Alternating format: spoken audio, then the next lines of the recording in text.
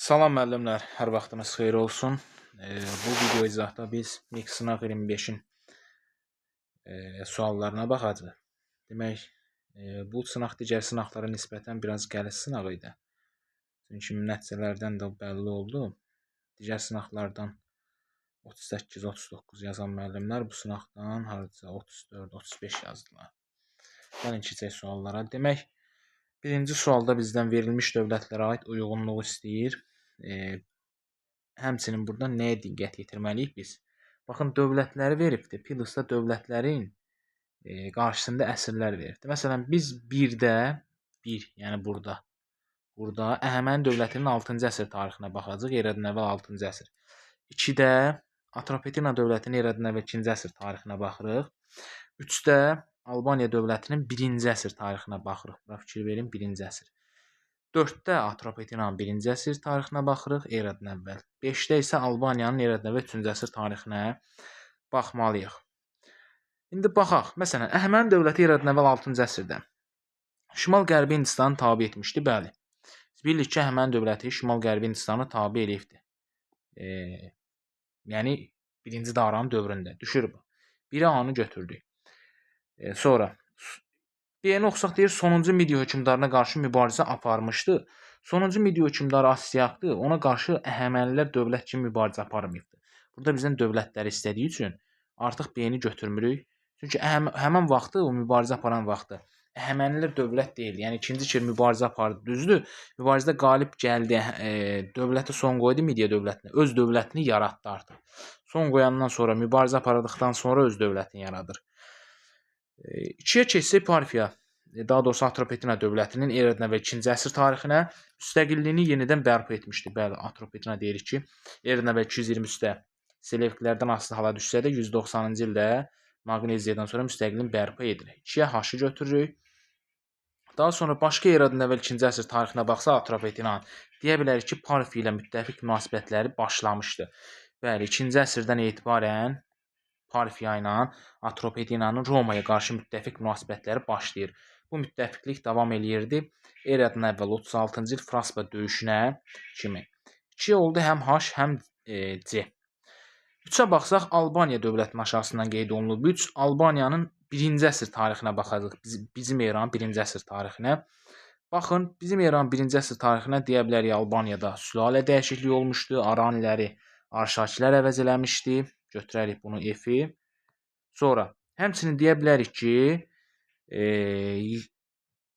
deməli Parfiya dövlətinə qarşı mübarizə aparmaq üçün hökmdarına pul göndərilmişdi. Bu nə idi? Bu biz deyirdik axı, Roma imperatoru Tiberi 1-ci əsrdə 14-16-cı illərdə hakimiyyətdə olmuşdu.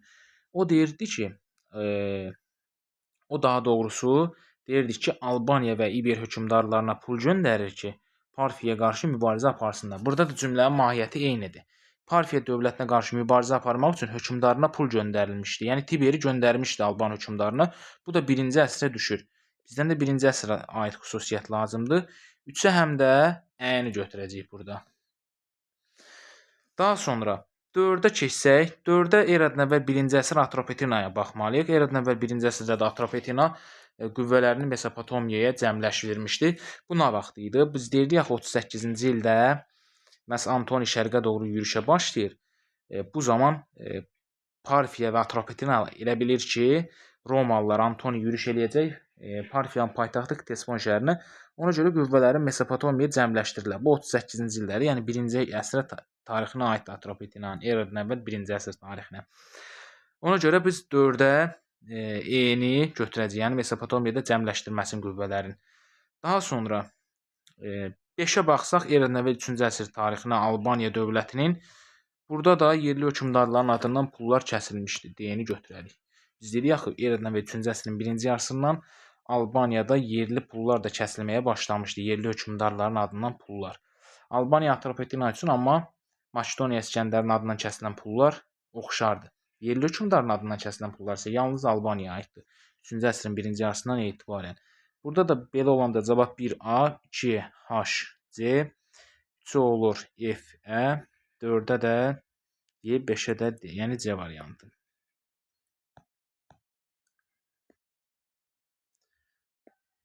İkinci suala keçsək, deyir oxşar cəhəti müəyyən edin. Burada Fətəli xan Xoyski verib, bir də Səməd bəy Mehmandarov. Hər ikisi üçün oxşar cəhətə baxsa, 2-ci Dövlət Dumasına deputat seçilmişdi, bu yanlışdır. Fətəli xan Xoyski deyə bilərik onu, ancaq hökumət kabinetə rəhbərlik etmişdi, o da yalnız Fətəli xan Xoyskidir. İTİQ-in müsəlman fraksiyasını, İTİQ-də, yəni İctimai Təşkilatların İcariyyə Komitəsində müsəlman fraksiyasını təmsil etmişdi. Bu Hacınskiylə Rəsulzadəyə aid idi. Hərbi nazir olmuşdu, cavab bu olacaq. Çünki biz dedik ki, həm Xoyski hərbi nazirlik bərpa ediləndə hərbi nazir olmuşdu. Səməd bəy Mehmandarov da 3-cü hökumət kabinetində hərbi nazir olmuşdu. Deyə oxşardır. 19-cu əsrdə məhkəmələrdə vəkil kimi çıxış etmişdi. Bu isə Səməd bəy Mehmandarova aid deyil. 3-ə baxsa, hadisələrdən hansıların yerini dəyişdikcə düzgün xronoloji ardıcıllıq alınar. Deməli, burada ərəblərlə bağlı hadisələr verilib. Ərəb əmirliyinin mərkəzinin Arana köçürülməsi, bu 705 Albaniya süqut etdikdən sonra.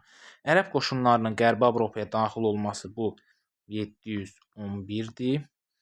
Ərəblərin Mosul və Diyarbəkir şəhərlərini tutması 731-dir. Savalan döyüşündən sonra ərəblərin Bələncər şəhərini tutması,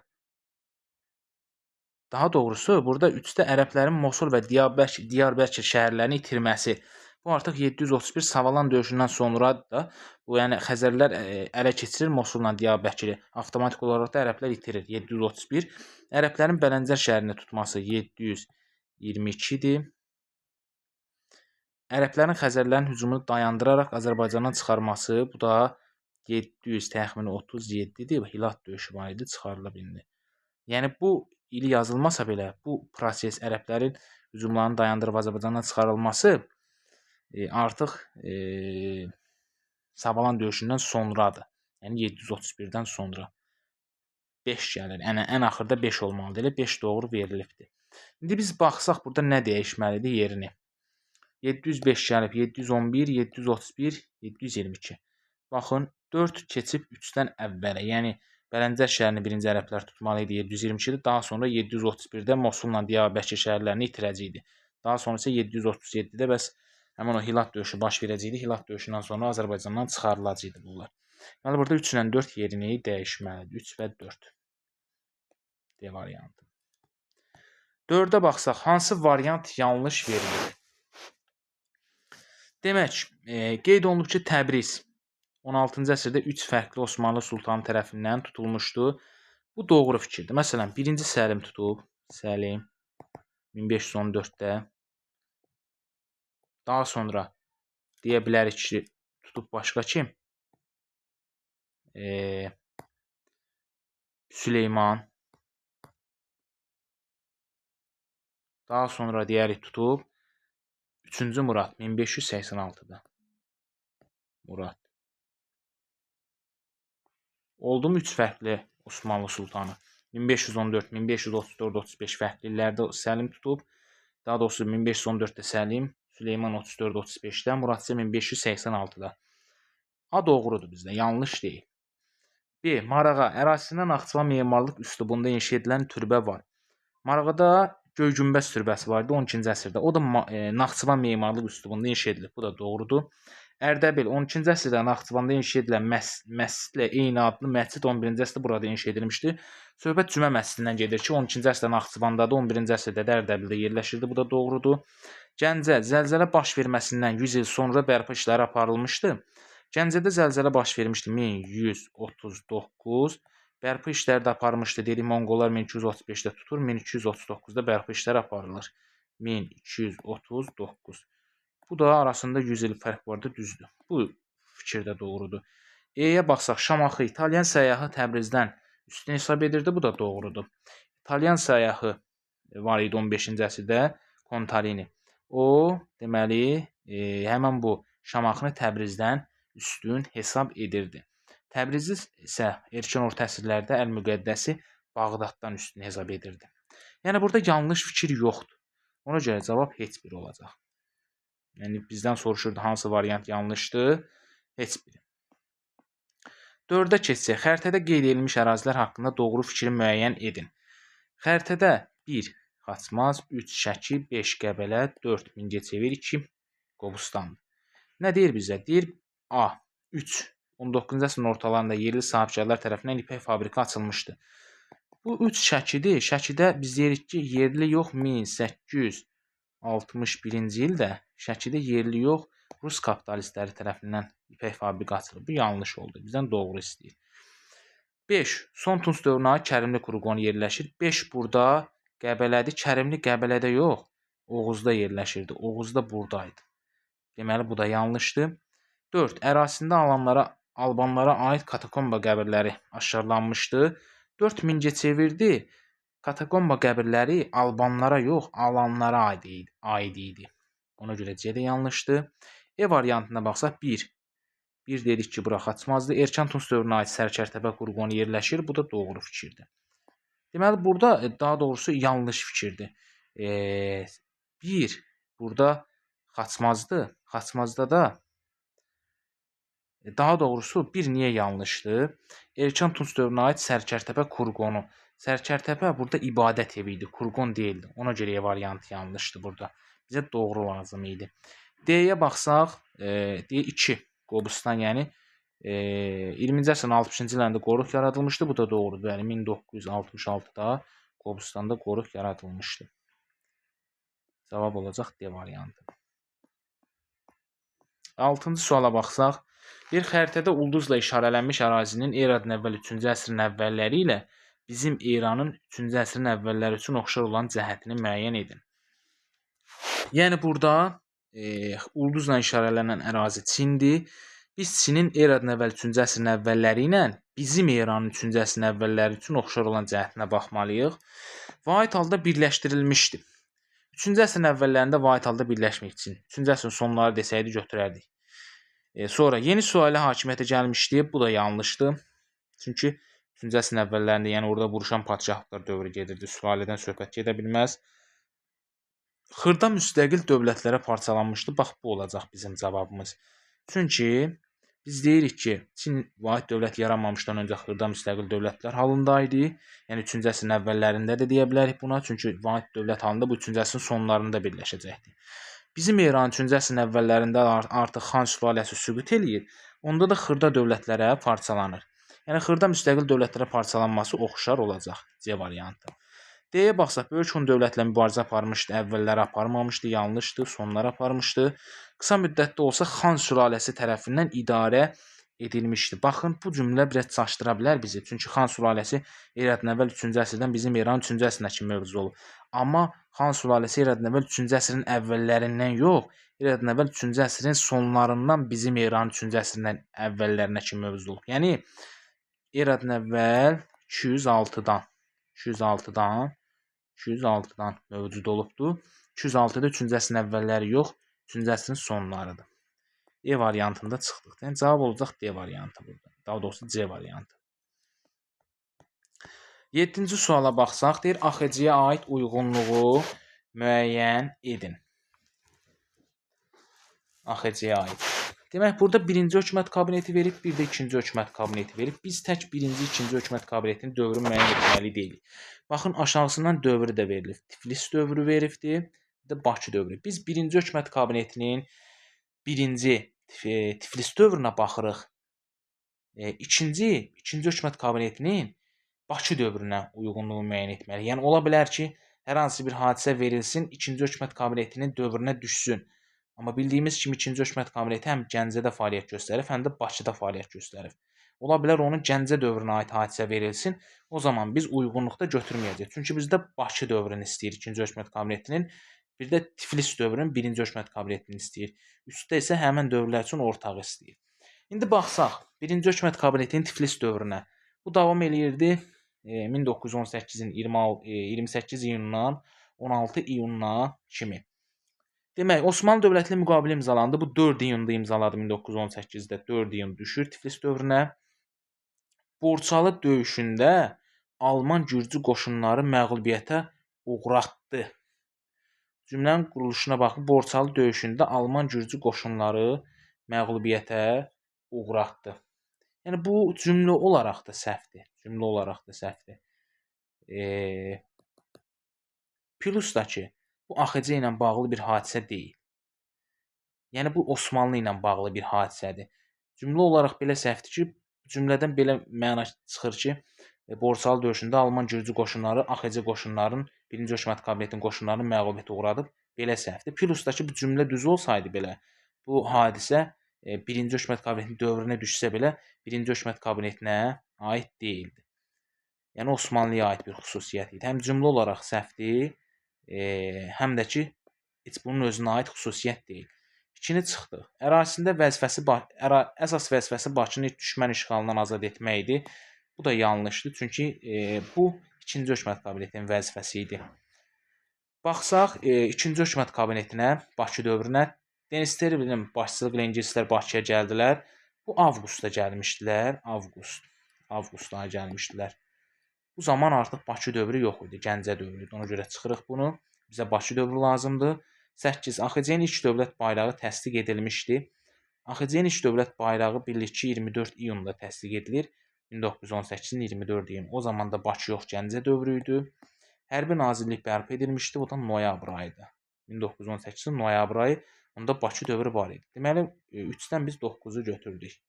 Daha doğrusu 2-dən. Buradan. 9 bizim cavabımızdır. 1-dən də götürdük. Deməli, A-nı Osmanlı dövlətinə müqavilə imzalamışdı. İndi oxşara baxsaq. Bakı Xalq Komissarları Sovetinə qarşı mübarizə aparmışdı.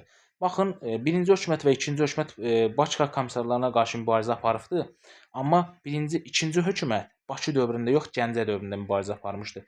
Çünki Bakı Xalq Komissarları Soveti bildiyimiz kimi 31 iyulda süqut etmişdi. Süqut edərkən Bakı dövrü deyildi. Ona görə A-nı götürmürük. İyun ayında fəaliyyət göstərmişdi. Əslində hər iki hökumət kabineti göstərib, amma Bakı dövrü göstərməyib deyə götürməliyik bunu. Milli Şura fəaliyyət göstərmişdi. Bəli, bir də 6-nı götürərik. Milli Şurada həm 1-ci hökumət kabinetinin Tiflis dövründə, həm də 2-ci hökumət kabinetinin Bakı dövründə biz deyirik noyabrın 6-sında 1918-in noyabrın 16-sında bərpa eləyir. 20 noyabrda da parlament yaradılması haqqında qanun qəbul edirdi Milli Şura. Bu da onun Bakı dövrünə, yəni Milli Şuranın fəaliyyət göstərməsi hər iki hökumət kabinetinin dövründədir. Plusdakı həm Tiflis, həm Bakı dövrlərini əhatə eləyir. Cavab olacaq 1, 6, 9 C variantı.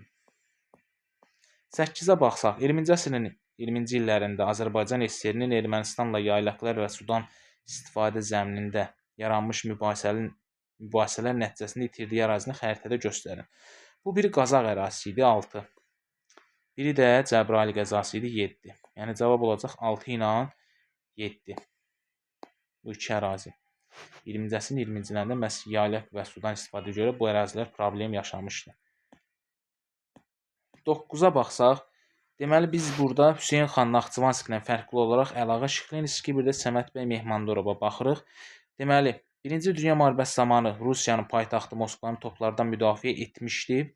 Baxın, Əlağa Şıxlinski Rusiyanın paytaxtı Petrogradu toplardan müdafiə etdi, Moskvanı yox. Bu yanlışdır. Müsəlman korpusunu yaratmışdı 1917-də dekabrında. Əlağa Şıxlinskiyə götürürük bunu. B bizim cavabımızdır. 2-ci Nikolayın köməkçisi olmuşdu. O da Hüseyn xan Naxçıvanskiyə aid xüsusiyyətdir. Bizdən Əlağa Şıxlinskiyə aid xüsusiyyət istəyir. Ona görə bunu götürmürük. 1-ə B oldu. 2-yə baxsaq, Səməd bəy Mehmandarova Naxçıvanskidən fərqli olaraq Mehmandarova baxsaq, deməli bizdən istəyir, deyir Alman qoşunlarına qalib gəlmişdi. Bu da Səməd bəy Mehmandarova aiddir. Həmçinin Hüseyn xan Naxçıvanskiyə aiddir. Ona görə bu oxşar olur. Biz burada fərqli lazımdır. Tam artilleriya generalı rütbəsi vermişdi, bəli. Hüseyn xan Naxçıvanski daha doğrusu Səməd bəy Mehmandarov tam artilleriya generalı rütbəsinə layiq görülüb. B-ni götürdük 2-yə. Bir usta AXC-də hərbi nazir olmuşdu. Dedik ki, 3-cü hökumət kabinetində də hərbi nazir olubdu Səməd bəy Mehmandarov. Bu da onun fərqidir Hüseyn xan Naxçıvanskidən. 1-ə B olur, 2-yə də B, C olur. C variantı. Ona baxsaq, müttəfiqlərin məğlub olduğu döyüşləri müəyyən edin. Kütlə əmarə döyüşüdür 1 1916. Burada Osmanlı və daha doğrusu İngilis və Fransız qüvvələri Osmanlıya məğlub olub. Şahdağ döyüşündə müttəfiqlər qalib gəlib götürməliyik. Sınıq körpü döyüşünü götürərik. Burada Osmanlı və Krım türkləri müttəfiq olub, məğlub olubdur. Bərdə döyüşündə müttəfiqlər qalib gəlibdir, məğlub olmayıbdır. Bağdad döyüşündə də yenə 1394-cü ildə müttəfiqlər məğlub olmuşdu. Əmir Teymuru, Cəlaliri və Teymuru qüvvələri. Cavab olacaq 1, 3, 5. Yəni C variantı. 11-ci suala baxsaq, 11-ci sualda deyir xəritədə qeyd edilmiş dövlətlərin 19-cu əsr tarixinə aid uyğunsuzluğu müəyyən edin. Baxın, burada 1 Avstriyadır, 2 İngiltərə, 3 Rusiya, 4 Fransa, 5, daha doğrusu 4 Almaniya, 5 Osmanlı, yəni Türkiyə, 6 isə Fransadır. Baxsaq uyğunluğa deyir, bizdən uyğunsuzluğu müəyyən edin. Aşağıda da doğru yanlış fikirləri var. Yəni uyğunsuzluğu istəyirsə biz burada doğrunun altından yanlışı tapmalıyıq. Yanlışın altından doğrunu tapmalıyıq. Baxaq deməli, deyir 1. Bir aradır. Avstriya. Deyir paytaxtı 19-cu əsrin birinci yarısında 6, yəni Fransa. İkinci yarısında isə 4 rəqəmi ilə 4 aradır. Almaniya. 4 rəqəmi ilə işarələnmiş dövlətlər tərəfindən tutulmuşdur. Yəni demək istəyir ki, Avstriyanın paytaxtı 19-cu əsrin birinci yarısında Fransa, ikinci yarısında isə Almaniya tərəfindən tutulub. Gəlin baxsaq, deməli deyə bilərik ki, düzdür əslində bir tərəfi. Məsələn, Napolyon 1805-ci ildə Avstriyanın paytaxtı Viyananı tutub. 19-cu əsrin birinci yarısına düşür. Burada da qeyd olunub. Fransızlara aiddir. Amma ikinciyə baxın, deyir ikinci yarısında 4 rəqəmli işarələnmiş dövlətlər tərəfindən. 4 haradır? Almaniyadır. Almaniya, yəni Prusiya idi o vaxtı. Bu Bismarck düzdür. 1866-cı ildə Sadova döyüşündə qalib gəlir. Avstriyanın paytaxtına irəliləyirlər. Amma orada belə bir ifadə keçmiş ki, o Avstriyanın paytaxtının tutulmasına qarşı çıxmışdı. Kralın fikrinə qarşı çıxmışdı. Çünki Avropada güc tarazlığı pozula bilərdi. Yəni Fransa o tutmadı paytaxtı. Getdi Viyananı tutmadı. Qayıtdı fransızlarla mübarizə apardı. Güc tarazlığını qorumaq üçün. Yəni düzdür, məğlub elədi, paytaxtına doğru kral irəliləyirdi, amma icazə vermədi geri paytaxtı tutmağa. Bir yanlış fikirdir. Elə bizə də bu lazımdır. Çünki bizdən uyğunsuzluq istəyir. Doğrunun altından da yanlış var. Biri cavabda götürdük biz. 2-yə baxsaq. 3 ilə işarələnmiş dövlətlə həm müttəfiq, həm də müharibə aparmışdı. Burada 2-6 veribdir. 2 dedik ki, İngiltərədir, 6 Fransadır. 3 də Rusiyadır, düzdür? Deyir 2-6, yəni İngiltərə, Fransa. 3 ilə işarələnmiş dövlət həm müttəfiq olmuş, həm də müharibə aparmışdı. Yəni deyir İngiltərə və Fransa həm Rusiya ilə müttəfiq olub, həm də müharibə aparıb. Bu doğru fikirdir 19-cu əsrdə. Məsələn, 1827-də Navalny dəniz döyüşündə İngiltərə ilə Fransa müttəfiq olubdu. 1853-56-cı ildə Krım müharibəsində isə İngiltərə, Fransa, Rusiyaya qarşı müharibə aparıbdı. Yəni bu doğru fikirdir. Bizə isə cavabda götürməyəcək. Çünki doğrunun altına doğru yox, bizə doğrunun altına yanlış lazım idi. Keçsək yanlışın altından. Bizə yanlışın altından doğru lazımdır. Deməli deyir, üsyanların genişləndiyini görən sultan konstitusiyanın bərpa edilməsi haqqında fərman vermişdir. 5 burada dedik ki, Osmanlıdır, düzdür? Deyir, üsyanların genişləndiyini görən sultan konstitusiyanın bərpa edilməsi haqqında fərman vermişdi. Bu doğru fikirdir. Nə vaxt vermişdi o fərmanı və kim vermişdi? Deməli 1906-8-ci ildə biz bildik ki, Sultan II. Əbdülhəmid görür üsyanlar genişlənir. Makedoniyada gənc türklərin üsyanı başlayır və gənc türklər də konstitusiyanın bərpasını istəyirdilər. Bu zaman həmin o Sultan II. Əbdülhəmid bu üsyanlardan qorxub konstitusiyanın bərpa edilməsi haqqında fərman vermişdi. Həmçinin elə konstitusiyanı da o qəbul etmişdi. Həm konstitusiyanı qəbul etmişdi 1876-da, həm də 1908-də bərpası haqqında da fərman vermişdi. Bu doğru fikirdir, amma bizim belə deyək də burada doğru fikir olaraq doğrudur, amma bizdən şərtdə nə deyirdi? 19-cu əsr tarixinə aid uyğunsuzluğu. Yəni bu 19-cu əsrə aid olmadığı üçün burada yanlış olacaq. Yəni burada o yazılması onun yanlış fikirdir. Ona görə bu fikir yanlış olur. Bizdən əsr istəyir deyə 19-cu əsrə aid deyir. 19-cu əsrə aid deyil axı bu fikir 20-ci əsrə aiddir. 20-ci əsr istəsəydi doğru olardı, amma 19-cu əsr istədiyi üçün bu yanlışdır. Çünki 1908-də verir fərmanı, 1908-də 20-ci əsrə düşür. Yanlış fikirdir, yanlışın da altından qeyd olunub, biz bunu götürmürük. Çünki biz dedik axı uyğunsuzluq lazımdır. Yanlışın altından doğru axtarırıq. Sonra 2 ilə 5 yazılıb burada. 2 dedik ki, İngiltərədir, 5 də Osmanlıdır. İngiltərə və Osmanlı, daha doğrusu bəli də 2 ilə 5. Yəni İngiltərə və Osmanlı. Babaxan Fətəli Şahla müqavilə imzalamışdı. Yəni bu Qacarlarla söhbət gedir. 19-cu əsrdə bildiyimiz kimi 1814-də Tehran müqaviləsini İngiltərə imzalayıb Qacarlarla. Baba Şah idi o vaxt, o Qacarlar da hakimiyyətdə. Osmanlıda 1823-cü ildə məhz Qacarlarla iqtisadi bir müqavilə bağlamışdı əməkdaşlıq haqqında. Yəni doğrudur bu fikirdə. Bizim isə cavabda yarıyır. Çünki biz yanlışın altından doğrunu axtarırdıq. Deməli bizdən uyğunsuzluq istədiyi üçün doğrunun altından yanlışı götürürük. Bir yanlış idi. 1 olur 1. 2 dedik doğrudur deyə götürmürük. Yanlışın altına isə doğrunu götürəcəyik. O da 4 idi. Digərləri isə bu isə yanlış idi. Uyğunluq gözlənilir deyə götürmürük onu. Cavab olacaq 1 ilə 4B variantı. 12-yə baxsaq, uyğunsuzluğu müəyyən edin. Səlcuq dövlətində geniş yayılmışdı Rikta torpaqları. Bu doğru fikirdir. Osmanlı dövlətində 14-cü əsrin sonlarında verilməyə başlamışdı ziyamət torpaqları. Bu da doğru fikirdir. Qazan xan dini islahatına görə tədricən aradan qalxan vergini ləğv etmişdi Əkbərşah. Bu can vergisi idi. Can vergisində deməli Moğol dövləti ləğv eləmişdi. Əkbərşah yox, onu Babur ləğv eləmişdi. Babur can vergisini deyə cizyəni ləğv eləyir. Ona görə bu yanlışdır. Cavab olacaq elə C. D variantı düzdür. Mərkəzləşmə siyasətinə mane oldu. Soyurqal Qızıl Ordu dövlətində hərbi işlərə baxırdı. Bəylər bəy. C oldu cavab burada. 13-cü sualdan bizdən erkən orta əsrlər dövründə Şamaxıda inşa edilən memarlıq abidələrini müəyyən etmək istəyir. Erkən orta əsrlər bildiyimiz kimi 3-11-ci əsrlərdir. Şamaxıya baxsaq, deməli bir cümə məscidini deyərik, 8-ci əsrə aid. Şamaxıdaydı. 8-ci əsrə aid. Sündü məscidi 10-cu əsrə aid Şamaxıdadır. Əlincə qalası 9-cu əsrə aid Şamaxıda yox, Naxçıvandadır. Gülüstan qalası 12-ci əsrə aiddir, amma Naxçıvandadır.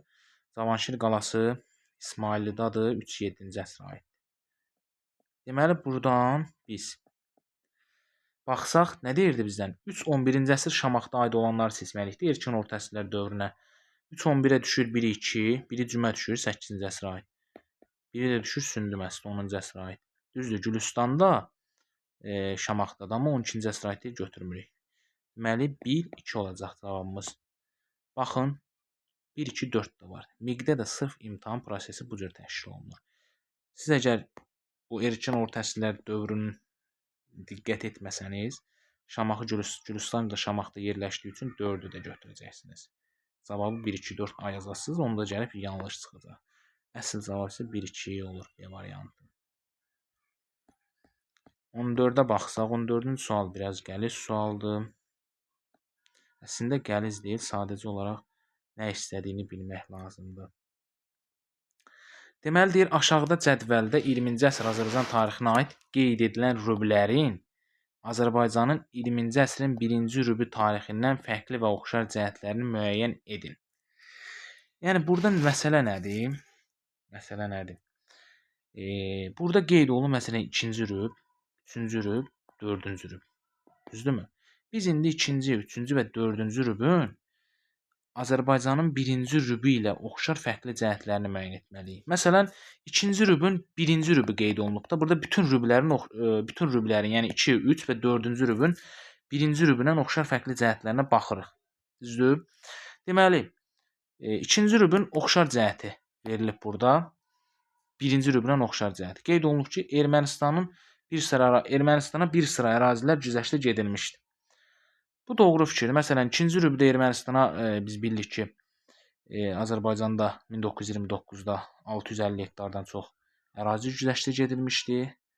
Zaqafqaziya Sovet Federativ Sosialist Respublikasının qərarı ilə 1929-da 2-ci rübə düşür.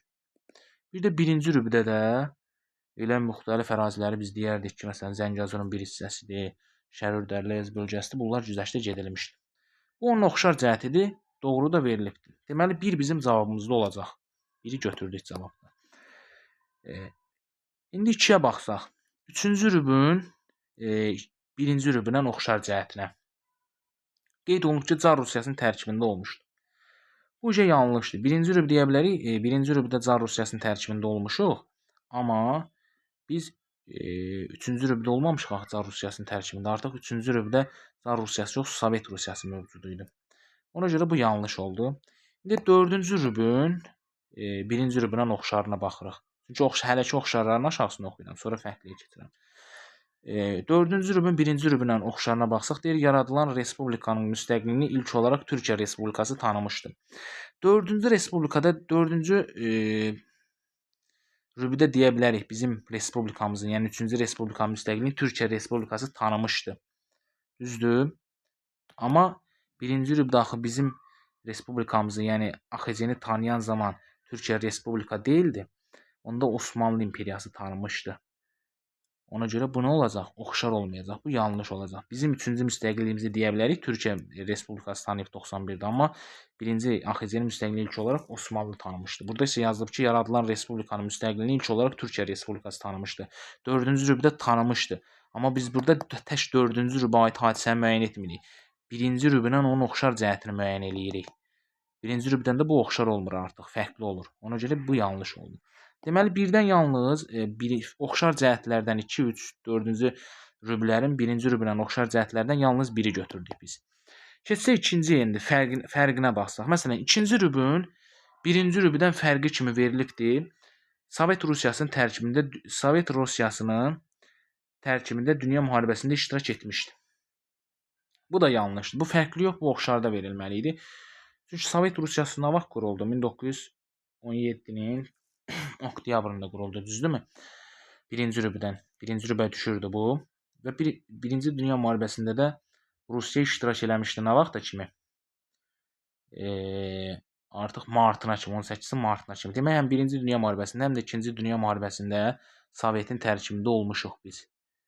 Az müddətdə olsa olmuşuq. Bu fərqli də yox, bu oxşarda olmalı idi. İkinci rübü, daha doğrusu 3-cü rübü biz indi 1-ci rübdən fərqləndirən hadisəyə baxırıq. Deyir, konstitusiya qəbul olunmamışdı. 1-ci rübdə bildiyimiz kimi 1921-də Azərbaycan SSR-in 1-ci konstitusiyası qəbul edildi. 1-ci rübə aiddir. 3-cü rübdə də konstitusiya qəbul olunmuşdumu? 3-cü rüb deyirdik nə vaxtdır? 1950-dən 1975-ə kimi, 51-dən 75-ə kimi. 1951-1975 arası Azərbaycanda konstitusiya qəbul edilməyib. Sadəcə olaraq konstitusiya əlavə maddə əlavə edilibdir. Burada nə deyir? 3-cü rübün 1-ci rübdən fərqi kimi konstitusiyanın qəbul olunmaması yazılıb. Bu doğru fikirdir. Konstitusiya qəbul olunmayıbdır. Məsələn, 1-ci rübdə olubdur, amma həmən bu illər aralığında olmayıb deyə. Demək, bunu götürürük cavabda. 5-i götürəcəyik cavabda. Yəni fərqidir. 3-cü rübün 1-dən fərqi. 5-i götürdük bir də. 6 oxsaq. Bakı şəhərində əhaliyə qarşı qırğınlar həyata keçirilmişdi. 4-cü rübün 1-ci rübdən fərqi kimi verilibdir. Bakı şəhərində əhaliyə qarşı qırğınlar həyata keçirilməsi.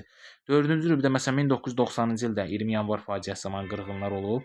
1918-də isə 1-ci rüb zamanı, 1918-də Mars soyqırımı zamanı Bakıda qırğınlar həyata keçirildi. Bu da oxşar cəhətdir, fərqin aşağısından qeyd olunub. Ona görə burada 1 ilə 5 olacaq cavabımız.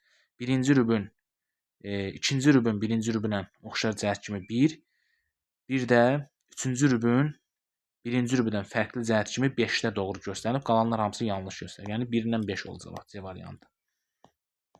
15-ə baxsaq, Versal konfransının qərarlarına aid deyil. 19-cu əsrin 2-ci 10 illiyində ərazisində müqavilə imzalanan dövlət mandat hüququ əldə edirdi. Biz bildik ki, Versal konfransında 4 dənə dövlət mandat hüququ əldə edirdi. Biri İngiltərə, Fransa, digərləri isə Yaponiya, Belçika idi. Deməli, deyir 19-cu əsrin 2-ci 10 illiyində ərazisində müqavilə imzalanan dövlət. Bu 1814-də ərazisində imzalanmışdı. Belçikada müqavilə imzalanmışdı, Gent müqaviləsi. Belçikada deyir ki, mandat hüququ əldə edirdi. Bu doğru fikirdir. 2. Yaponiya Çinin bir hissəsinə və Koreyaya sahib olurdu. Bu da doğru fikirdir. Məğlub ölkələr təzminat ödəməli ərazilərin bir hissəsini qonşu dövlətlərə güzəştçilik etməli idi. Bu da doğru fikirdir. Şərq məsələsi öz həllini tapırdı. Xeyr, şərq məsələsi dedi iflasa uğrayırdı. 5. İngiltərə, ABŞ, Fransa, Yaponiya sakit okean mülklərinin tanınması haqqında razılığa gəldilər. Bu da Vaşinqton konfransına aiddir, Versala aid deyil. Bizdən deyir, hansılara aid deyil? 1-lə 2, 3 aiddir, 4, 5 aid deyil. C variantı. 16-ya baxsaq, Hindistan tarixinin 19-cu əsrin ikinci yarısı tarixinə aiddir. İngiltərənin yarım müstəmləkəsinə çevrildi. Yarım müstəmləkəsi yox, tam müstəmləkəsinə çevrilmişdi. İngilis malları boykot edildi. Bu 20-ci əsrin əvvəlləridir. 19-cu əsrin ikinci yarısı yox. Bombeydə İngilis kapitalına məxsus toxuculuq fabriki yaradıldı. Bu 1894-də yaradılır. 1884-də daha doğrusu yaradılır. İngilis kapitalına yox, yerli kapitala məxsus olur. Bu ona görə yanlışdır. Həmçinin 2 də yanlışdır, 1 də yanlışdır. Nazir vəzifəsi təsis edildi. Bu doğrudur. Moskva şirkətinin idarəçilik hüququ ləğv edildi. Moskva yox, Ostin şirkətinin idarəçilik hüququ ləğv edilirdi. Cavab yalnız 4 olur burada. A variantı. 17-yə baxsaq, hadisə nəticə əlaqəsinin yanlış verildiyi sıraları istəyir bizdən. Deməli, deyir, Paris Sülh Konfransının keçirilməsi Bosfor Dardanel boğazları sülh dövründə xarici gəmilər bağlandı. Bu doğrudur. Bizdən yanlış lazımdır. Soma döyüşünün baş verməsi, Almanların qərb cəbhəsində təşəbbüsü itirməsi. Bu da doğrudur. ABŞ-ın 1-ci Dünya müharibəsinə qoşulması, müharibədə üstünlüyün dördlər ittifaqından Antantaya keçməsi. Bu yanlışdır. ABŞ müharibəyə onsuz da qoşulan zaman üstünlük Antantada idi. Yəni burada Antantadan belə deyək də dördlərdən Antantaya keçmir. 3 yanlışdır. 1914-cü ildə Almaniyanın Fransaya hücumu, İngiltərənin Almaniyaya müharibə elan etməsi, bu da yanlışdır. Almaniya Fransaya hücum etdiyinə görə yox, Almaniya Belçikanı işğal etdiyinə görə müharibəyə qoşulmuşdu İngiltərə. Yəni sırf müharibəyə qoşulmasının səbəbini Belçika ilə əlaqələndirirdi. 5-ə baxsaq, Almanların 1915-ci ildə ingilislərə qarşı sualtı qayıqlardan istifadə etməsi, ingilislərin dənizdə təşəbbüsü itirməsi, bu da yanlışdır. Çünki düzdür, Almanlar 1915-də həm zəhərli xlor qazından istifadə etdi Belçikada, həm də sualtı qayıqlardan istifadə etdi. Amma ingilislər onların qarşısını almışlar, yəni təşəbbüsü itirməmişdilər. Yəni burada yanlış olacaqdır. 3, 4, 5 variant. 18-ə baxsaq, Ədirnə müqaviləsinə görə muxtariyyət Berlin Konqresinə görə müstəqillik əldə etmiş dövlət xəritədə müəyyən edin. Bu birlik 1830-da, daha doğrusu 29-da muxtariyyəti Serbiya əldə edirdi. 1878-də Berlində də əldə edirdi. Serbiya müstəqilliyi, yəni söhbət Serbiyadan gedir 6-dan. 4 burada Rumıniyadır, 3 Polşadır, 1 Avstriyadır, 2 Fransa, 5 də İtaliyadır. Cavabımız burada 6 olacaq. Yəni Serbiya ərazisi idi. 19-a baxsaq, burada tətil hərəkatıdır. 19-cu əsrin ikinci yarısı 20-ci əsrin əvvəllərində. Bakıda, Şəkidə, Gədəbəydə iş dağınıq tətillər başladı. Bu doğru fikirdir. 19-cu əsrin 70-ci illərinə aiddir. Tələblər içərisində iqtisadi tələblərlə yanaşı siyasi tələblər də yer alırdı. Bu yanlışdır. Bu 20-ci əsrin əvvəllərindən artıq siyasi tələblər yer almağa başlayacaq. 3-ə baxsaq, hərbi vəziyyətin elan edilməsi ilə nəticələnən tətil Şəkidə tütün fabrikinin fəhlələri tərəfindən həyata keçirilmişdi. Bu hərbi vəziyyətin elan edilməsinin nəticələnən tətil 1895-də Bakıda tütün fabrikinin fəhlələri tərəfindən həyata keçirilib. Şəki yanlışdır.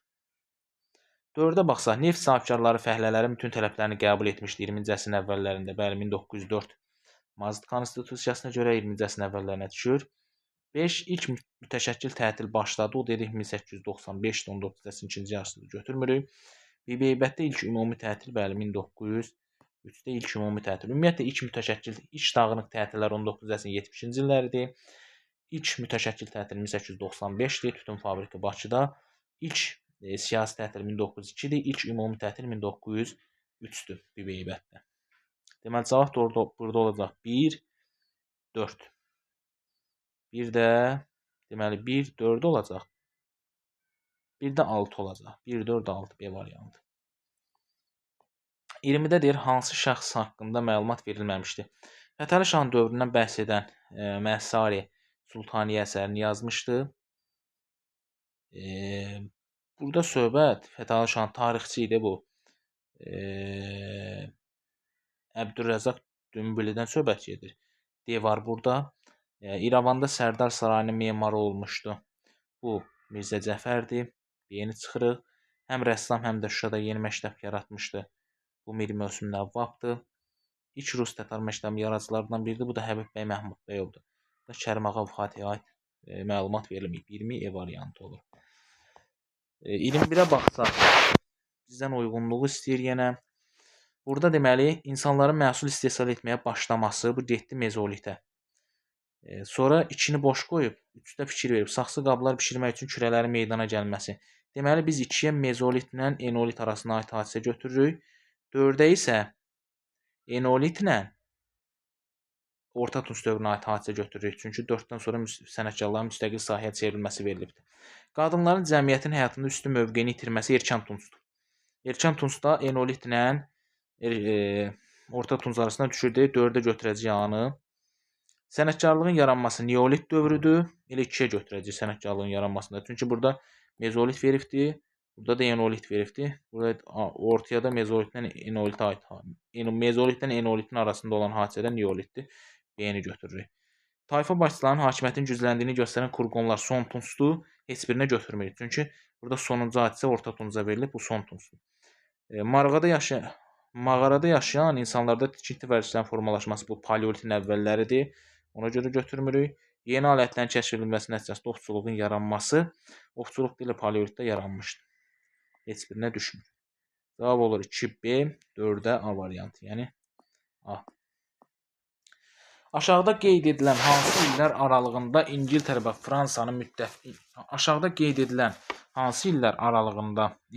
Fransanın müttəfiq qismində çıxış etmişdi. Bu 20-ci əsrin 19-cu əsrin 50-ci illəri Krım müharibəsi deyə bilərik. 1853-56-da elə biri götürərik. 20-ci əsrin 19-cu əsrin ilk 10 illiyi 1800-lər götürə bilmərik, müttəfiq olmayıblar. 20-ci əsrin ikinci 10 illiyi 1910-dan 1922, bəli, bunun Antantanın tərkibində deyə bilərik. 1-ci Dünya müharibəsində 3-ü də götürərik. 19-cu əsrin ortalarında bunlar müharibə aparırdı, 100 illik müharibə aparırdılar, götürə bilmərik. 19-cu əsrin 80-ci illərdə yenə də bunları müttəfiq kimi götürə bilmərik. Cavab olur burada 1-dən 3. Müttəfiq kimi olublar bunlar 1-dən 3-də. Yəni 19-cu əsrin 50-ci illərində, bir də 20-ci əsrin ikinci 10 illiyində. Bir variantı. 23-ə baxsaq.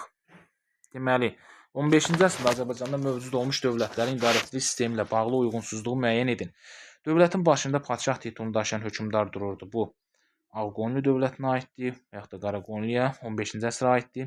Hökmdarın yanında məşvərətçi orqan fəaliyyət göstərdi. Bu da doğrudur. Baş vəzir Ali divanı rəhbərlik edirdi. Ümumiyyətlə, buradakı fəaliyyətlər Ağqoyunlu, Qaraqoyunlu dövlətinin idarəçiliyinə aiddir. Baş komandan titulu yalnız hökmdar tərəfindən verilirdi. Bu da doğrudur. Çərik adlanan atlı dəstələrə qorçubaşı rəhbərlik edirdi. Bu yanlışdır. Bu Səfəvilər dövrünə aiddir, 16-cı əsrə. Bizdən fikir olaraq düzdür, amma 15-ci əsr yox, 16-cı əsrə aiddir. Yəni D variantı olacaq cavab burada. 24-də baxsaq, 1-ci Rus-Qacar müharibəsi dövründən fərqli olaraq 2-ci Rus-Qacar müharibəsinə aiddir. Müharibəsi dövrünə aiddir. Müharibəsinə demir, müharibəsi dövrünə deyir.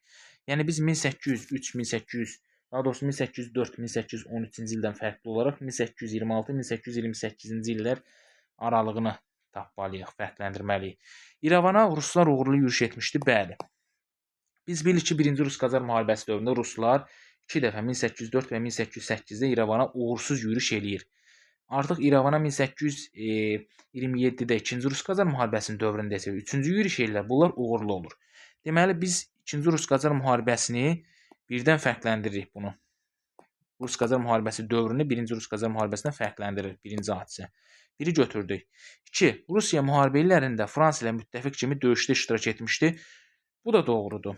Çünki Rusiya 1827-də Navarin dəniz döyüşündə iştirak edibdi. 1827-də. Bu da düşür 2-ci Rus-Qacar müharibəsinin dövrünə.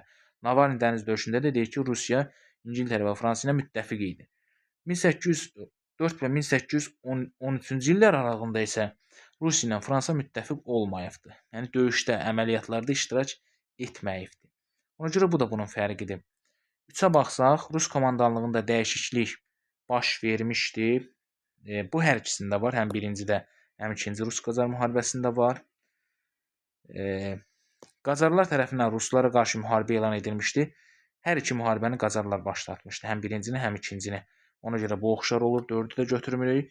Ruslar baş verən bütün döyüşlərdə Qacarlara qalib gəlmişdi. Bu da 5-dir. Bəli, 2-ci Rus-Qacar müharibəsi zamanı ruslar baş verən bütün döyüşlərdə qalib gəliblər. Cavab olacaq 1, 2, 5. 25-ə baxsaq. 18-ci əsrin 40-50-ci illər üçün oxşar olan cəhəti müəyyən edin. Şəki xanlığına qarşı ittifaq yaradılmışdı. Bu 1752 Qızılqayadır, 50-ci illərə aiddir, 40-da yoxdur. Şəki xanlığı tərəfindən Azərbaycan cənub torpaqlarına yürüş təşkil edilmişdi. Bu 1740-cı illərə deyə bilərik, 48-də Şamax, Şirvana, amma 50-ci illərdə deyə bilmərik. Daha sonra Qarabağ xanlığına uğursuz yürüş təşkil edilmişdi. Bunu deyə bilərik. Məsələn, 1748-də hadisələr eləyib Qarabağ uğursuz yürüş. 1757-də isə Məhəmməd Həsən xan Qacar eləmişdi Qarabağ uğursuz yürüşü. Bu doğru fikirdir. Oxşar cəhət C variantı olacaqdır. Nadir Şaha qarşı Nadir Şah 50-ci illərdə yox idi. Quba xanlığı Azərbaycanın şimal-şərq torpaqlarını birləşdirmişdi. Bu da yanlış idi. O birləşdirmə 67-də, 68-də olacaq. 26-ya baxsaq, deməli burada 1-ci Nikolay, 2-ci Aleksandr, 2-ci Mahmud və 2-ci Əbdülhəmid verilibdir Osmanlı sultanına. Biz 1-də Nikolayla, 1-ci Nikolayla 1-ci Aleksandrın, 2-də 1-ci Aleksandrla 2-ci Mahmudun, 3-də 2-ci Mahmudla 2-ci Əbdülhəmidin oxşar cəhətlərinə baxırıq. Avropa nümunəsində nazirlik yaratması. Biz demişdik bunu 1-ci Aleksandrdır, 2-ci Mahmuddur və Mutsuhito yaratmışdı. Deməli burada biz Aleksandrla Mahmudun oxşar cəhət kimi hərbi nazirlik 2-yə götürdük yanı. İrəvan xanlığı Rusiya tərəfindən mühasirəyə alınmışdı. İrəvan xanlığının Rusiya tərəfindən mühasirəyə alınması həm dedik 1-ci Aleksandrın dövründə, yəni Aleksandr 1801-1825, Nikolay 1825-1855-də olub hakimiyyətdə. 1800 məsələn 4 və 1808-də İrəvanı mühasirəyə alan 1-ci Aleksandr idi. 1827-də də İrəvanı mühasirəyə alınmışdı 2-ci Nikolayın dövründə. Daha doğrusu 1-ci Nikolayın dövründə. Deməli İrəvanın mühasirəyə alınması oxşardır. 1-ə götürəcək. 1-ə 1. Sonra ermənilər Şimali Azərbaycan ərazisinə köçürülmüşdü. Ermənilərin Şimali Azərbaycan ərazisinə köçürülməsi 1-ci Nikolayın da dövründə var, Aleksandrın da dövründə var. Biri həm də C-ni götürürük. Balkan ölkələrinə müstəqillik vermişdi. Balkan ölkələrinə müstəqillik həm 2-ci Mahmud veribdi. Məsələn 1830-da Yunanistana verib, 2-ci Əbdülhəmiddə 1878-də Rumıniya, Bolqaristana veribdi. Daha doğrusu Rumıniyaya, Çernogoriyaya, Serbiyaya veribdi müstəqilliyi. Yəni həm 2-ci Mahmud, həm də 2-ci Əbdülhəmid müstəqillik veribdi. 3-ə götürəcəyik D-ni. E variantına baxsaq, Sultan hakimiyyətinə qarşı çıxışlar və üsyanlar baş vermişdi. Sultan hakimiyyətinə qarşı çıxışlar və üsyanlar həm 2-ci Mahmudun dövründə var, Yeniçərilərin üsyanı, 2-ci Əbdülhəmidin də dövründə biz deyirdik ki, elə gənc türklər üsyanı var idi. Deməli, E-ni də 3-ə götürəcəyik. 3-ə həm E-ni götürürük, həm də D-ni götürürük. Deməli, biz BC olur, 2-yə A olur, 3-ə Y, D olur. Yəni A variantı. 27-ci sualda uyğunluğu müəyyən etsək, biz burada deməli nəyə diqqət etməliyik? 18-ci əsrin 30-cu illəri Şah II Təhmasib və Nadir Şahın xüsusiyyətinə. Yəni burada biz əsas nəyə diqqət etməliyik? Həm hadisələr Nadir Şaha aid olmalıdır. 30-cu illərdə baş verən hadisələr Nadir Şaha aid olmalıdır. Plusdakı Nadir Şaha aid olan hadisələr 30-cu illərə aid etməlidir. Ola bilər Nadir xanın dövründə 30-cu illərə aid hadisə verilsin və yaxud da ola bilər ki, Nadir Şahın dövründə 40-cı illərə aid hadisə verilsin. O zaman biz onu götürmürük. Yəni Nadir Şaha aid olan hadisələr içərisində biz 30-cu illərdə baş vermiş hadisələri müəyyən etməliyik. Həmçinin Təhmasibdə də. Baxsaq indi Təhmasibin aşağısında oxsaq qeyd olunub Rusiyanın paytaxtında imzalanan müqaviləni təsdiq etmədi. Bu Peterburq müqaviləsi idi. Bunu 20-ci illərdə təsdiq etməmişdi. 1723-də. Bunu götürmürük. Bizə 30-cu illər lazımdır. Nadir xanın Osmanlılardan azad etdiyi əraziləri yenidən itirmişdi. Bax, bu doğrudur. Nadir xan biz deyirdik 1730-da Ərdəbil idi, Təbriz idi, Həmədan idi, Kirmanşah idi. Bunları azad edirdi. Amma sonra deyir Nadir gedir Xorasana qiyam yatırmağa 30-cu illərdən. Bundan istifadə edən Təhmasib yenidən Osmanlılarla müharibəyə başlayır, həmən əraziləri itirir. B-ni götürdük ona. C-yə baxsaq, Rusların Kürdən cənubdakı əraziləri Səfəvlərə qaytarmışdı. Bəli, bu doğrudur. Şirvan dövrünə, çünki Ruslar Rəşd müqaviləsinə görə Kürdən cənubdakı torpaqları Səfəvlərə qaytarıb. Bu da Təhmasibin dövrüdür. Bir də oldu B-ci. Bir B, C oldu. 2-yə baxsaq, Nadir Şahın dövrünə hadisələrin şəkiyə vəkil təyin etdi. O 1741-dir. 30-cu illər lazım deyə götürmürük. Osmanlıların Şimali Azərbaycanda əsas dayaq məntəqəsi olan şəhəri ələ keçirdi. Osmanlıların Şimali Azərbaycanda əsas dayaq məntəqəsi Gəncə idi. Gəncə.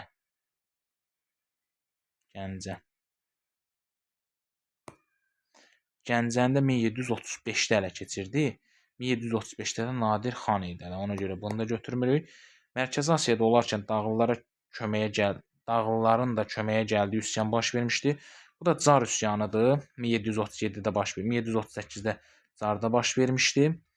Bu zamanda Dağlılar ona köməyə gəlmişdi. Nadir də özü Mərkəzi Asiyadaydı. 38-də də Nadir şah olduğu üçün C-ni götürürük. Deməli oldu 1 B, C, 2 C.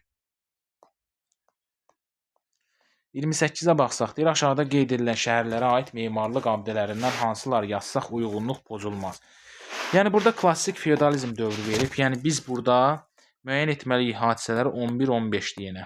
Klassik 11-15-ə əhatə edir.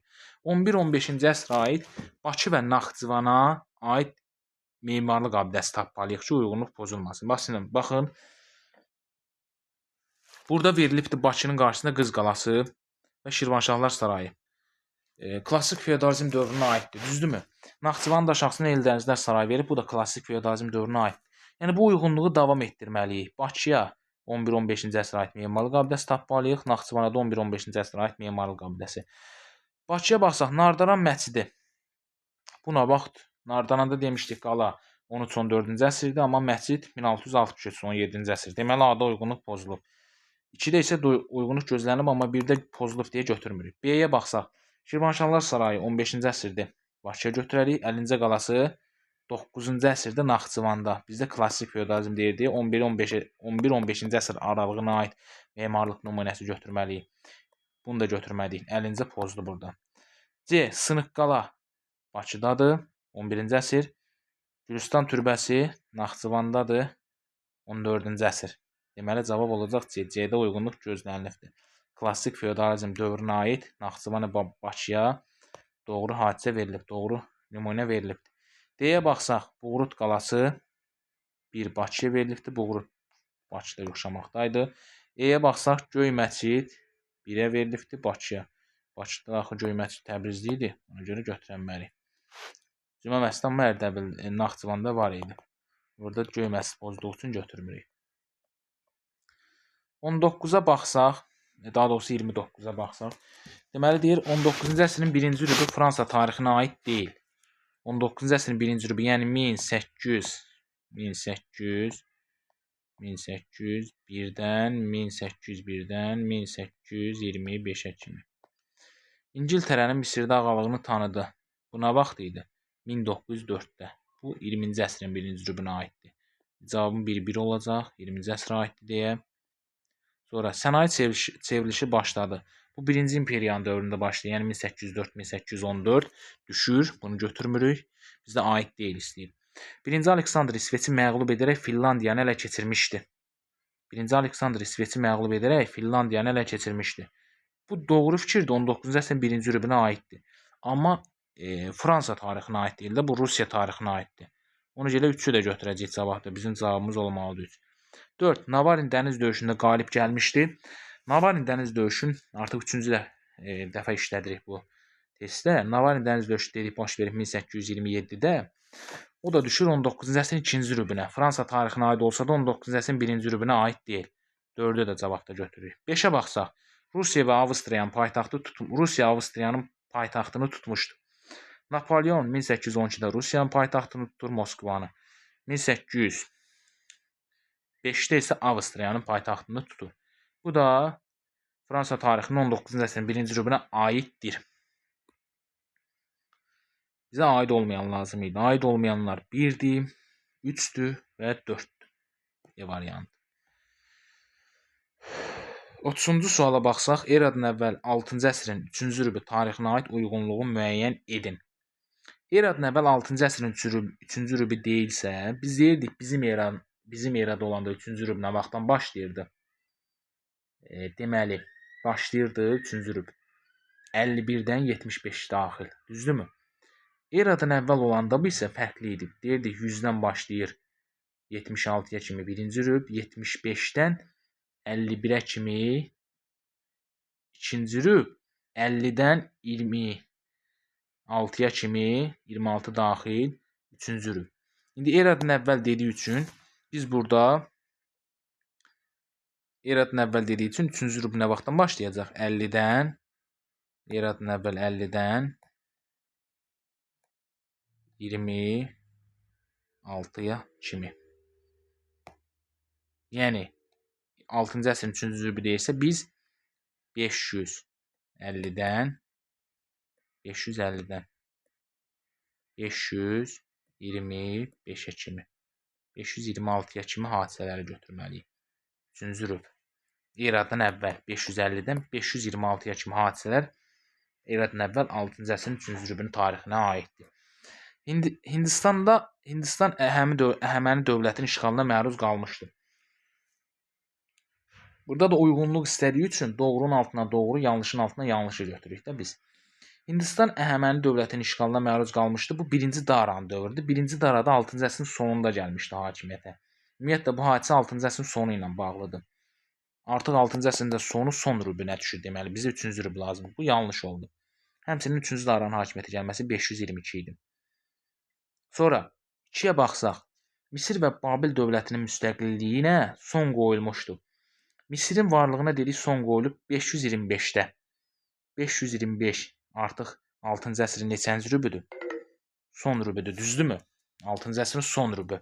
Babilin nə vaxt varlığına son qoyulub? Eradan əvvəl 539-da. Bu 3-cü rüb ola bilər. Düşür. Amma Misirin varlığına son qoyması düşmür deyə bu da yanlış olacaqdır. Sonra baxsaq, İranda yeni dövlət meydana gəldi. İranda yeni dövlət nə vaxt meydana gəlmişdi? Eradan əvvəl 550-də. Hansı dövlət idi? Əhəməni dövləti. Əhəməni dövlətdə düşdümü? 550 dedik axı 550-dən başlayır 3-cü rüb. Deməli bu doğru fikirdir. Doğru fikirdir, amma biz götürməyəcəyik. Çünki yanlışın altına qeyd olunur. 4-ə baxsaq. Romada iki təbəqə arasında mübarizə başlamışdı. Romada iki təbəqə arasında mübarizə nə vaxt başlamışdı? Respublika quruluşu qurulanda, yəni 509-da. 509-da artıq 6-cı əsrin neçənci rübüdür? Deyib 520, eradan əvvəl 525-dən 500-ə kimi artıq 6-cı əsrin son rübüdür. Bizdə nə deyirdi? 3-cü rüb. Bu yanlış fikir. Yanlışdır, yanlışın altında da qeyd olunubdur. Deməli cavab olacaq yalnız 4. Doğrunun altından yanlışları da götürmürük. Yanlışın altında bir dənə doğru var, bir dənə də yanlış var. Uyğunluqda 4-də gözlənilir.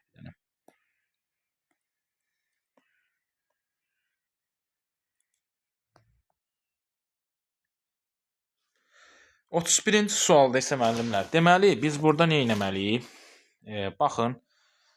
Deyir, xəritədə qeyd edilən dövrdən fərqli olaraq 19-cu əsrin 1-ci rübü, bir də 19-cu əsrin 2-ci rübü. Xəritədə hansı dövr qeyd olunub? Xəritədə baxın, biz görürük İrəvan quberniyasını, Şamaxı quberniyasını, Dərbənd quberniyasını görürük. Biz belə çıxır ki, İrəvan quberniyasını görürüksə, demək biz burada 1800 ən azı 1849-cu ildən sonraya baxırıq. Deməli 1849-da təşkil edilmişdi axı bu quberniya. 1849-dan sonraya baxırıq. Sonra Dərbənd quberniyasını görürüksə, deməli biz 1860-a kimi ən azı burada nə etməliyik? İlləri müəyyən etməliyik. Biz burada deməli burada İrəvan quberniyası varsa, bir də Dərbənd quberniyası da varsa, biz İrəvan quberniyasının yaranmasından bilirik axı Dərbənd quberniyası 1860-da süqut eləyib artıq. 1860-a kimi illəri müəyyən etməliyik. Yəni artıq bu xəritə bizə onu deyir ki, 1849-1860-cı illər aralığına baxmaq lazımdır. Artıq biz gedib 1870-ci ildə baş vermiş hadisəni götürsək yanlışlığa yol veririk. Çünki 1870-də bu xəritə əks oluna bilməz. Burada çünki Dərbənd quberniyasının ərazisi verilibdir. Dərbənd quberniyası 60-da yox idi, artıq bunu götürənməliyik. Və yaxud da 1845-də olan hadisə verilsə onu götürənməliyik. Çünki İrəvan quberniyasının əsas adı verilib burada. İrəvanda 49-dan mövcud olubdur. Baxaq indi. Deyir 19-cu əsrin 1-ci rübü. Deyir xəritədə qeyd edilən dövrdən fərqli olaraq. Yəni biz indi burada 19-cu əsrin 1-ci rübündə elə hadisə götürməliyik ki, fərqli olsun həmin o bu dövrdən. Yəni 1849-1860-cı illər dövründən fərqli olsun. Naxçıvan və İrəvan ərazisində qondarma erməni vilayəti fəaliyyət göstərmişdi. Naxçıvan və İrəvan ərazisində qondarma vilayət fəaliyyət göstərmişdi. Biz dedik ki, bu 1840-dan 1840 daha doğrusu 1828-dən 40-a kimi fəaliyyət göstərir. 1840-a kimi. Düzdürmü? Bu onun fərqi ola bilər. 19 əsrin 1-ci rübündə götürə bilərik onu. Götürənmərik. Nəyə görə?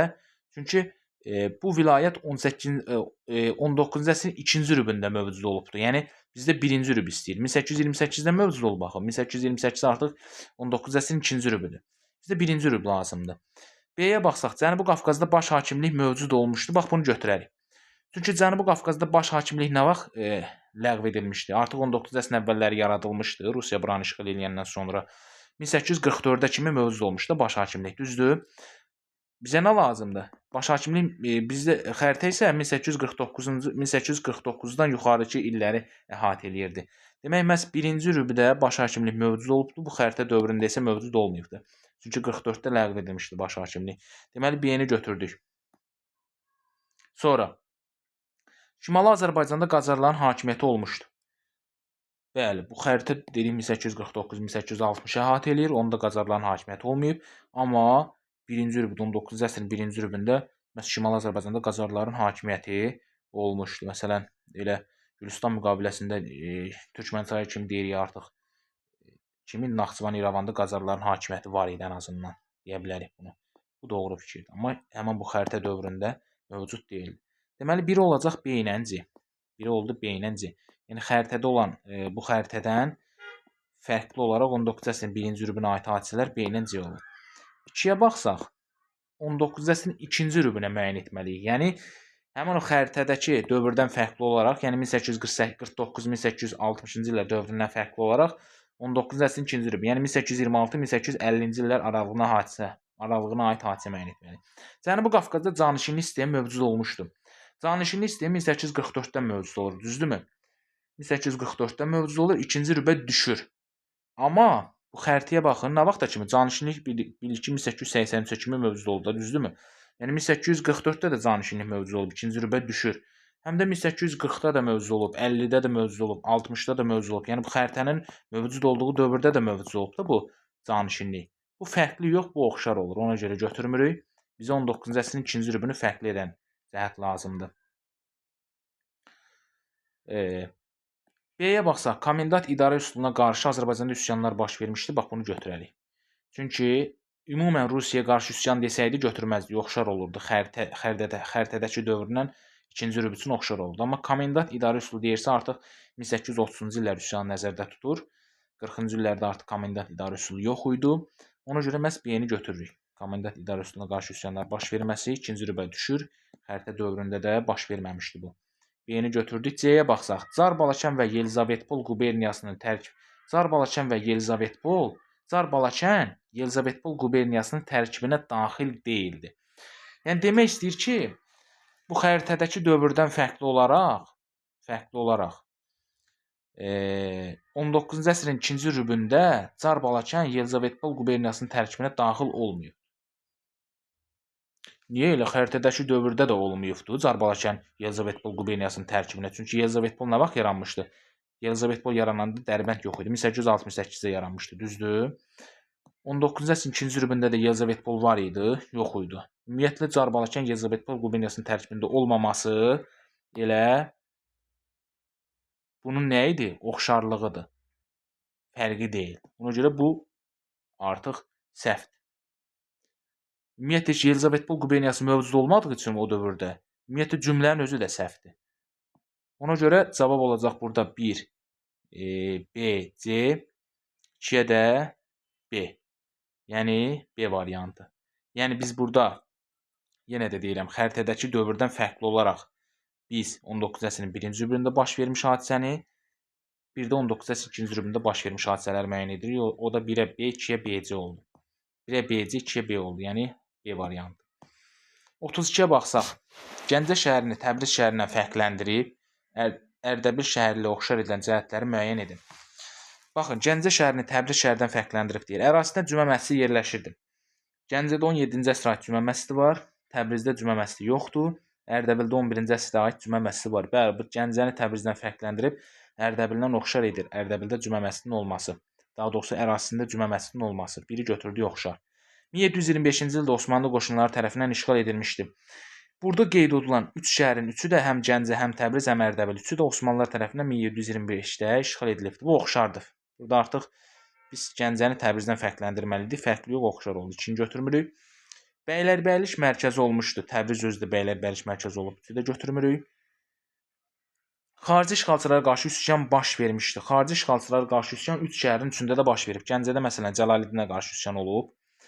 Ərdəbildə ərəblərə qarşı olub 7-ci əsrin 40-cı illərində. Təbrizdə də məsələn Osmanlılara qarşı 1591, 1603-də olubdu müxtəlif vaxtlarda. Deməli xarici işğalçılara qarşı üsyanda oxşar cəhətdir. Biz burada amma Gəncəni fərqləndirməliyik Təbrizdən.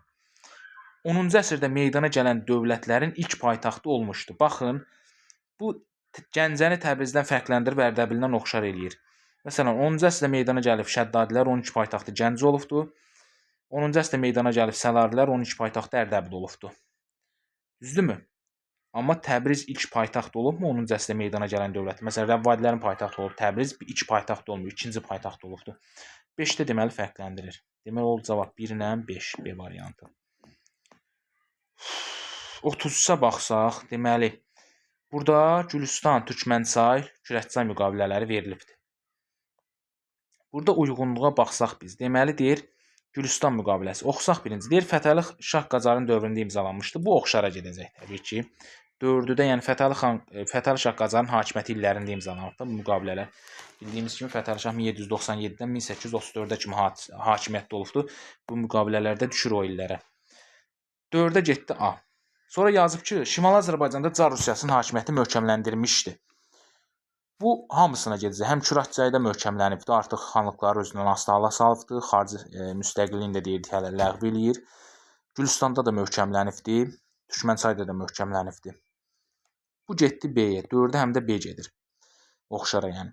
Çar 1-ci Nikolayın dövründə imzalanmışdı. Çar 1-ci Nikolayın dövründə Türkmənçay imzalanıbdı. C getdi 2-yə. Lənkəran xanlığı Rusiyanın tərkibində qalırdı. Baxın, Lənkəran xanlığı deyir Rusiyanın tərkibində qalırdı. Xanlıq dediyi üçün bu yalnız gedəcək Gülüstana deyə. Çünki burada çox güman həm Türkmənçaya, həm Gülüstana götürmüsünüz xanlığı. Lənkəran Rusiyanın tərkibində qalmasın. Birinci Gülüstanda qalanda xanlığı idi Lənkəran. Türkmənçayda isə xanlıq deyildi. O ərazi olaraq qalmışdı. Artıq Lənkəran bildiyimiz kimi 26-dan ləğv edilir. Baxsaq digərlərinə. Deyir, müqavilə imzalanan ildə fransızlar iştirak etdiyi döyüşlərdə həm məğlub, həm də qalib gəlmişdi. Müqavilə imzalanan ildə fransızlar iştirak etdiyi döyüşlərdə həm məğlub, həm də qalib gəlmişdi. Bu Kürəkçay müqaviləsindən gəlir söhbəti 1805. 1805-də də fransızlar ingilislərə məğlub olub Trafalgar dəniz döyüşündə. 1805-də Austerlitz döyüşündə isə qalib gəlibdi ruslara və Avstraliyalılara. Avstriya. Deməli, E variantı hara gedəcək Kürəkçaya? Yəni 1805-də imzalanıb da bu. Plus da həmən dövrdə bu hadisələr baş verib deyə götürürük onu. F-ə baxsaq, müqaviləni imzalayan tərəflərdən biri xarici siyasət hüququnu itirirdi. Bəli, Kürəkçayda artıq itirirdi. E-yə həm də F gedəcəkdir. Müqaviləyə separat akt əlavə edilmişdi. Bu Gülüstandır. H gedəcək 1-ə. Xəzər dənizində donanma saxlama hüququ yalnız Rusiya məxsus idi. Bu da 5-ə gedəcək, oxşara. G-yə.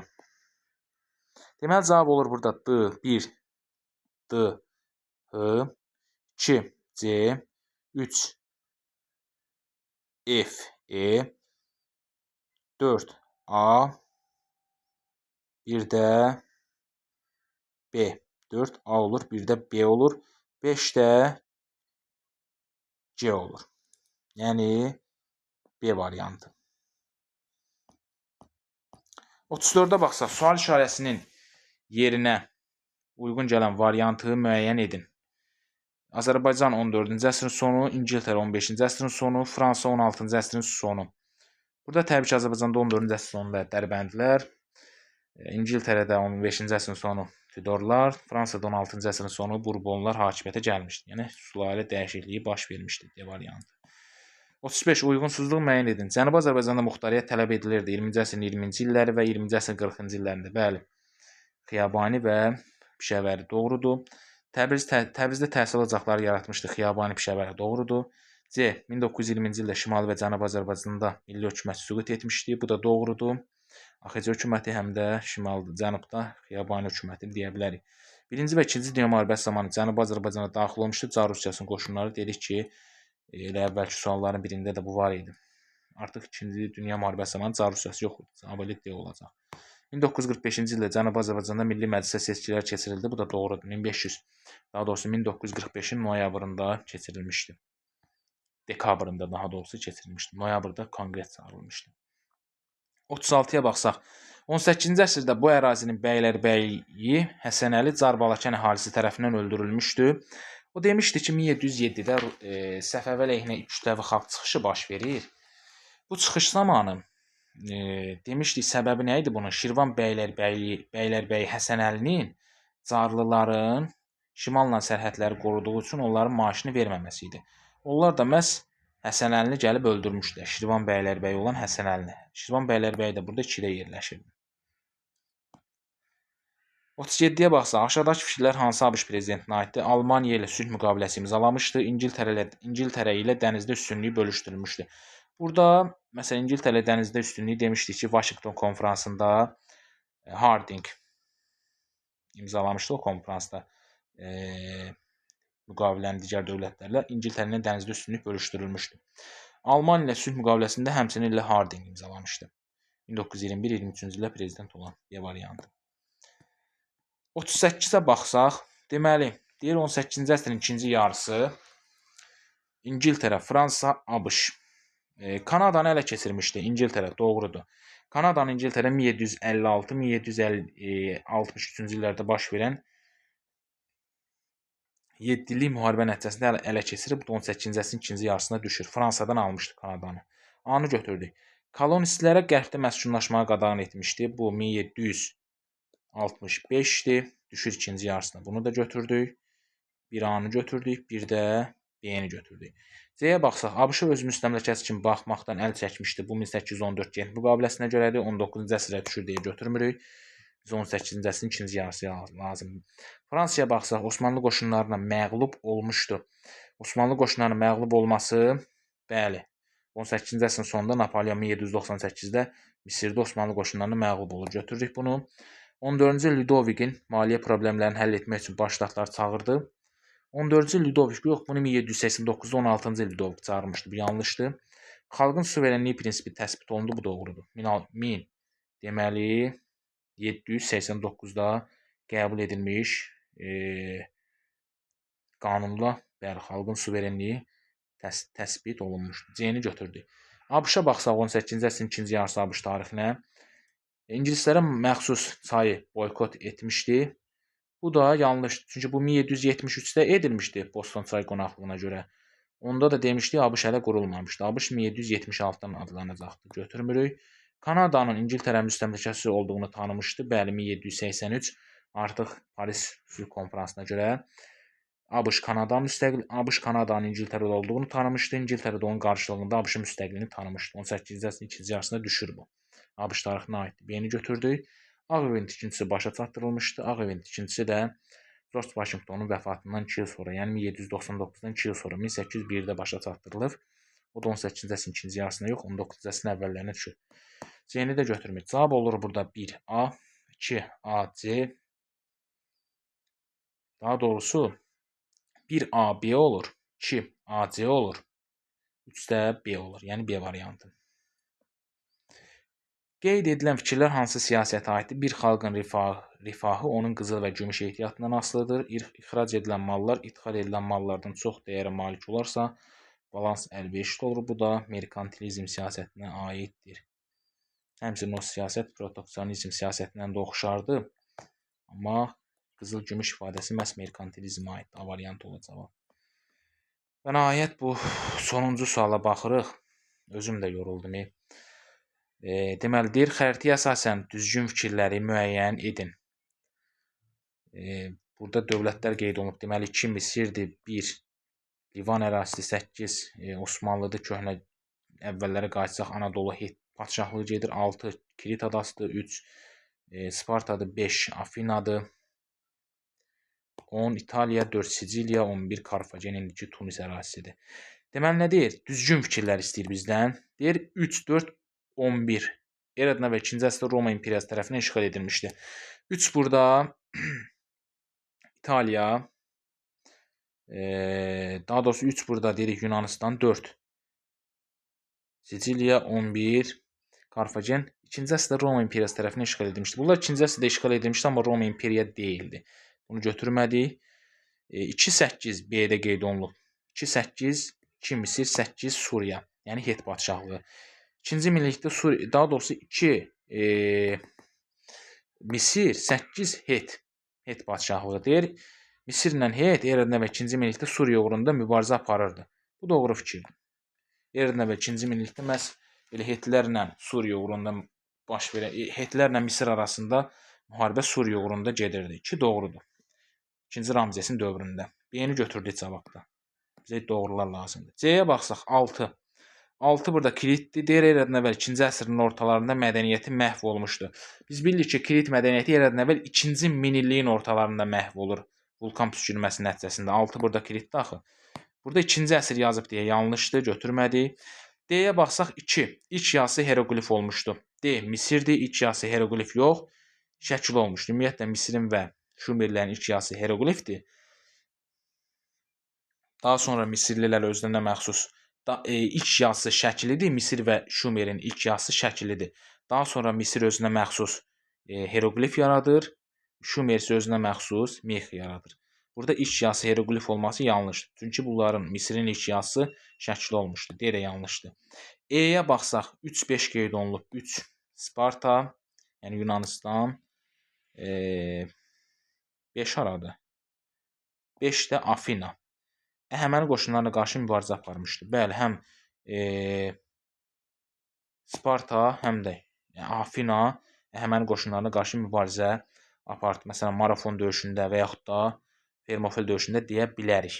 Doğru fikir. Doğrudur. Deməli, burada cavab olacaq B ilə E, yəni D variantı. Digərləri yanlışdır. Belə müəllimlər, bu sınağın da videonun sonuna gəldik. Yəni normal sınaq idi. Yəni çox da çətin deməyək. Yəni biraz hövsələsi olanın yaza biləcəyi sınaqdır. Sadəcə olaraq bəzi sözlər var ki, orada söz oyunlarını tutmaq lazımdır. Oldu müəllimlər. Sağ olun. Hər biriniz uğurlar.